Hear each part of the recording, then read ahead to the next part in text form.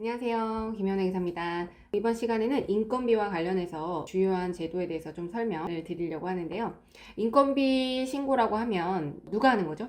사업주가 하는 거죠. 사업자가 소득을 받는 근로자를 대신해서, 즉 소득을 지급하는 자가 소득을 받는 자를 대신해서 세금을 신고하고 납부하는 그런 제도가 있는데요. 그게 바로 원천징수 제도에 해당이 됩니다.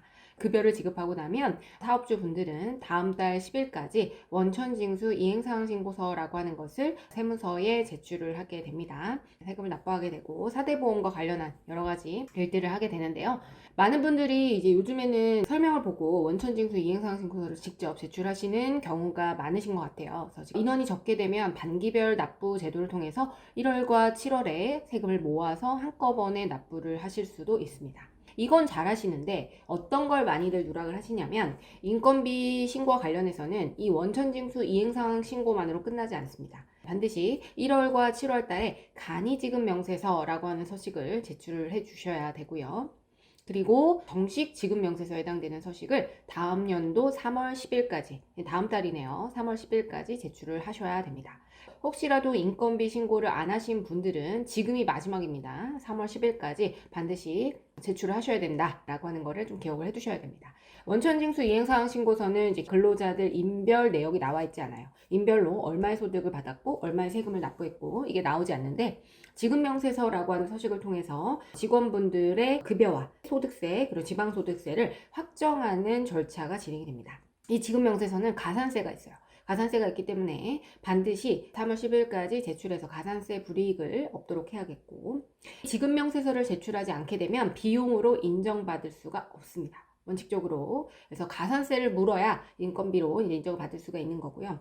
저희한테도 인건비 신고를 직접 하셨다고 하시면서 이제 오시는 분들을 보시면은 항상 이런 지급명세서 서식을 누락하십니다. 그래서 저희 세무대리인들이 보통 1년의 텀을 가지고 기장계약을 하는 거예요. 그래서 1월에서 12월에 신고한 것들, 세무상의 업무를 수행한 것들이 다음 연도까지 가는 경우가 많아요.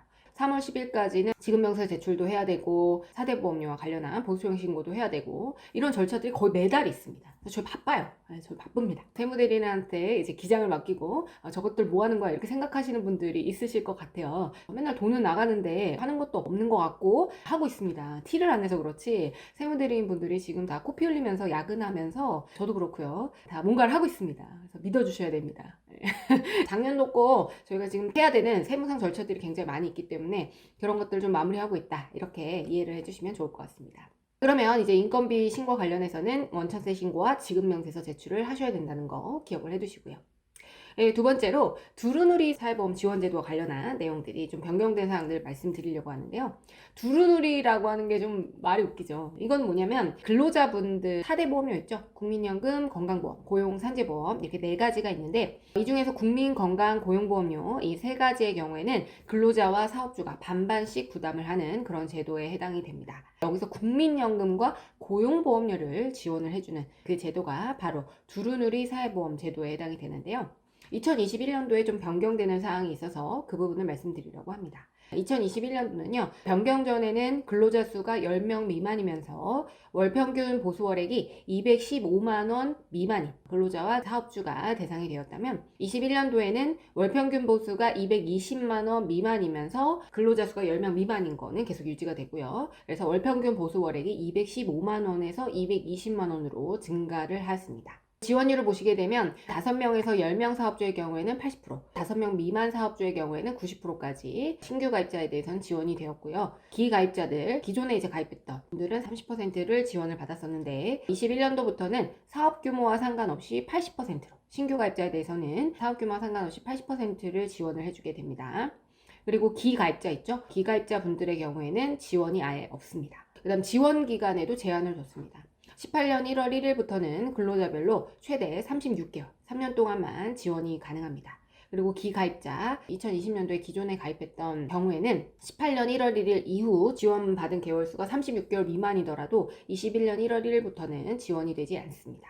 정말 불합리하죠? 왜 그렇죠? 맘대로 바꿔놓고 정말 화가 납니다. 아무튼 두루누리 사회보험 혜택을 좀 축소하겠다는 겁니다. 기존에 지원을 받으셨던 근로자분들이 계셨던 사업장의 경우에는 이제 지원을 받지 못합니다. 그걸 좀 알고 계셔야 되고, 신규 가입자분들은 당연히 지원을 받으실 수가 있고요. 그 다음에 두루누리 사회보험 제도하고 세트로 움직이는 게 이제 일자리 안정자금입니다. 그래서 일자리 안정자금 관련한 내용도 좀 많이 변경이 되어서 알고 계셔야 될 것 같은데요. 일자리 안정자금의 경우에도 일정 금액 미만의 보수 월액을 받고 계신 근로자들을 이제 고용한 사업주들에게 일자리 안정자금을 지급을 하는 그런 제도에 해당이 됩니다. 그래서 이건 사업주를 위한 제도라고 보시면 되겠고요. 20년도에 지원을 받았던 사업장의 경우에도 21년도에 반드시 다시 신청을 하셔야 됩니다. 일자리 안정자금을 매년 다시 신청을 해야 되거든요. 사업주분들이 직접 신청을 하셔야 되고요. 21년도 일자리 안정자금 신청 지원을 별도로 하셔야 되고, 퇴사자의 경우에는 신청을 할 수 없기 때문에 퇴사 전에 꼭 신청을 하셔야 됩니다. 그리고 지원 수준이요, 변경이 돼요. 이것도 축소가 됩니다. 자금이 많이 모자란가 봐요. 21년도부터는 이제 5인 이상 사업장의 경우에는 1인당 월 5만 원으로 지원을 하게 되고요. 5인 미만 사업장은 1인당 7만 원으로 지원이 됩니다. 그 다음에 이제 지원 대상 사업장 규모하고 이제 지원 한도가 조정이 되는데요. 원칙적으로는 30인 미만 사업주에 대해서 지원을 하고, 예외적으로 공동주택 경비, 청소 용역 이런 걸 제공하시는 분들의 경우에는 규모에 상관없이 지원을 한다고 합니다. 그리고 사회적 기업이라든가 장애인 직업 재활시설, 자활기업, 그리고 장애인 활동 지원기관 등등 이런 곳들의 경우에는 300인 미만 사업주에 대해서 지원을 하되 최대 99명까지 지원을 한다라고 하니까 그 점을 좀 참고하시면 좋을 것 같고, 그리고 지원 대상 월 평균 보수 월의 기준이 변경이 됩니다. 왜냐하면 최저임금이 변경됐거든요. 상용 근로자의 경우에는 215만 원 이하에서 219만 원 이하로 변경이 됐고요. 일용직의 경우에는 일당 9만 9천 원 이하에서 2021년에는 일당 10만 500원 이하로 이제 변경이 됩니다. 신청 기간이 변경이 됩니다. 2020년도에는 1월 1일부터 2020년 12월 14일까지 지원을 받았었는데, 21년도 1월 1일부터 21년도 11월 30일까지 신청 기간이 변경이 되고요. 21년 11월 1일 입사한 근로자만 신청이 가능합니다. 아마 그 이후에 입사하신 분들은 다음 연도 22년도에 신청이 가능한 걸로 될 거라고 봅니다. 확정 보수총액 신고를 언제 하냐면, 근로자분들 같은 경우에는 3월 10일까지 하셔야 됩니다. 건강보험, 이제 고용보험 이렇게 해서 보수총액 신고를 하게 되는데, 이건 사업주들이 하는 거죠. 사업주들이 이것도 하셔야 돼요. 근데 이런 것도 다 누락하시거든요. 그래서 인건비 신고는 세무대리인한테 맡기는 게 좋습니다. 이런 걸 다 누락하시기 때문에. 확정 보수총액을 미신고한 사업장은 7월 달부터 지원이 중단된다고 합니다. 전년도와 동일하게 2020년도에 대한 확정 보수총액 신고 이걸 해야만 7월부터도 계속 지원이 가능하다는 거 기억을 하셔야 되고요. 중간에 주소정 근로시간이나 월평균 보수월액이나 이런 것들이 변동이 있게 되면 반드시 변경 신고를 하셔야 됩니다. 만약에 월평균 보수월액이 기준금액을 넘는데도 불구하고 일자리 안정자금을 지원받았으면 나중에 부당하게 지급받은 것으로 봐서 환수 조치를 정합니다. 이건 저도 받았습니다. 저희 직원들 같은 경우에도 상여를 받기 때문에 이 제가 월평균을 생각 못하고 일부러 그런 거 아닙니다.